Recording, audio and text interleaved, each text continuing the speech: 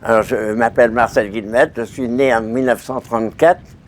J'ai commencé à travailler les huttes plates, quand j'avais environ 19 ans.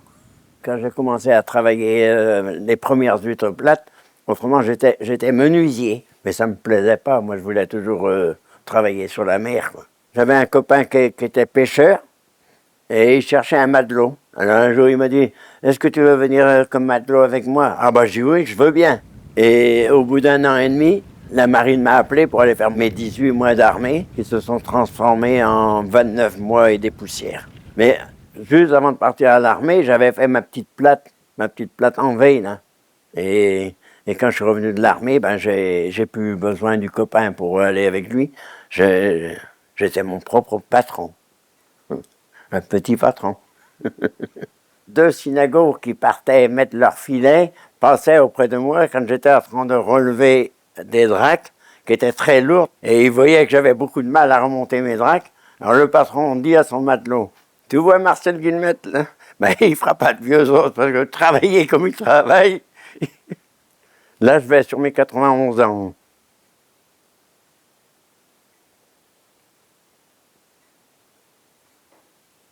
Non, j'ai pas eu de matelot. Je travaillais avec un de mes frères à une époque. Pendant quelques années, j'ai travaillé avec un de mes frères. Puis après, bah, lui, il a fait son bateau, puis il est parti sur son bateau, puis moi, je suis resté tout seul sur le mien. Et puis après, ben, quand j'ai été marié, mon épouse souvent venait avec moi en mer aussi, parce que elle a beaucoup travaillé elle aussi. Elle m'aidait à tirer sur les dracs. Et puis, pendant que les dracs se traînaient au fond, ben, elle triait à genoux, elle triait la précédente remontée d'huîtres, quoi. Elle venait sur les parcs aussi avec moi, quand on allait sur les parcs. Mais nous, ici, on ne travaillait pas beaucoup sur les parcs, parce que si on travaillait sur les parcs, mais pas au râteau et à la fourche comme beaucoup faisaient. Je sais pas, il y en a qui ont dû vous dire ça. On ramassait les huîtres à la fourche. Nous, on les draguait avec le même matériel, parce que c'était plus avantageux et moins pénible et plus rentable. La génération avant nous, c'était leur façon de travailler. Et puis petit à petit, ça a évolué, puis tout le monde s'est mis après à draguer sur les parcs aussi, quoi.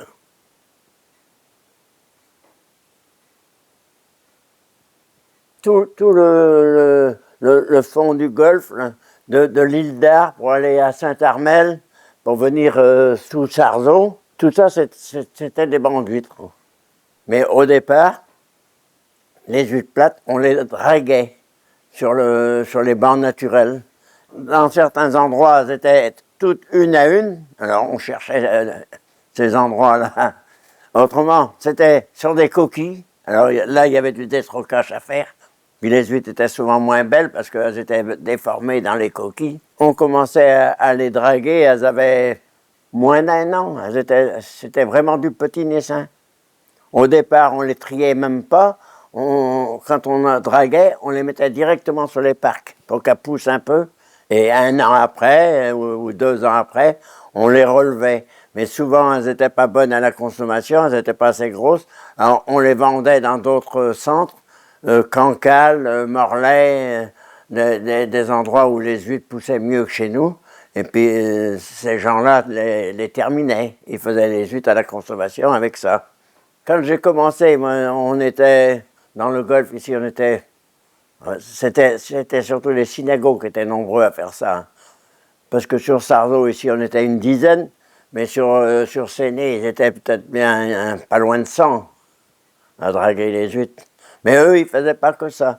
À certaines saisons, ils faisaient le poisson. Et puis quand les saisons poissons étaient terminées, ben, ils venaient draguer les huîtres aussi avec nous. Que nous, on faisait que ça. Au départ, le dragage n'était pas réglementé. Alors les gens qui étaient courageux, ben, ils se levaient de bonne heure. Ça m'est arrivé bien souvent d'arriver sur les bancs d'huîtres et puis je ne voyais même pas les repères parce qu'on travaillait beaucoup avec des repères. Alors le premier ou le deuxième coup de drac, on les faisait un petit peu à l'aveuglette, quoi.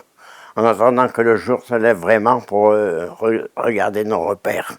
Quand on tirait les dracs, c'était sur du filin, et quand la drac arrivait au bord du bateau, on tirait la ferraille sur le bord du bateau, mais le filet après, il fallait mettre les doigts dans les mailles du filet pour tirer, pour vider les sacs de la drac dans le bateau. Alors ça, c'était assez pénible aussi. J'ai même vu des bateaux avec le poids des dracs qui chaviraient. Un jour, je regarde, devant moi, il y avait un bateau, la quille en l'air.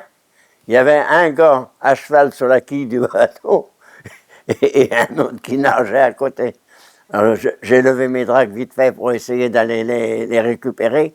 Il y en a un qui était plus près que moi qui a fait le travail.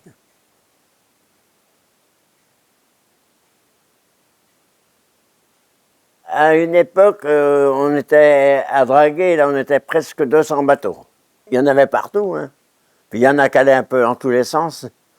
Ça aurait été trop facile si tout le monde avait été pareil, mais il y en a qui traversaient, alors quelquefois on se tamponnait un petit peu, quoi, ou on accrochait les dracs, parce que quand on allait dans les deux sens, si on était un petit peu trop près, les dracs arrivaient à s'accrocher sur le sol, il fallait arrêter puis relever ses dracs, quoi. Mais au départ, c'était toute l'année, dimanche, jour de fête, comme on voulait.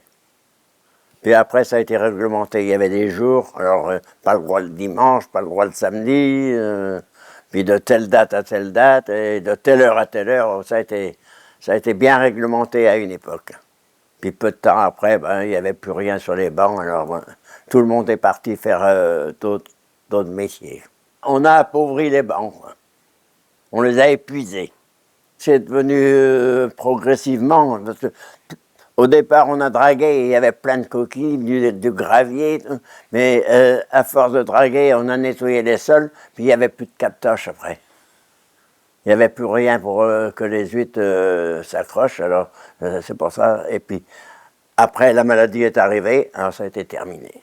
Bon, dans les années 70, les bancs étaient épuisés. Et au lieu de changer de métier, parce que certains ont changé de métier, on s'est recyclé dans les tuiles et on a fait du captage sur tuiles. Il y avait moins de captage dans le golfe, alors il fallait aller ailleurs. Et puis quand on a su qu'il y avait du captage entre Penvins et la rivière de Pénerf, on a demandé à l'administration de créer des zones pour faire des parcs de captage.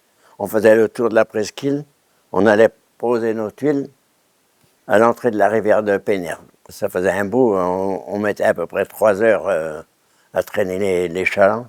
Le soir, en revenant, il fallait recharger pour le lendemain. Alors on ne faisait pas des journées de 8 heures. Hein.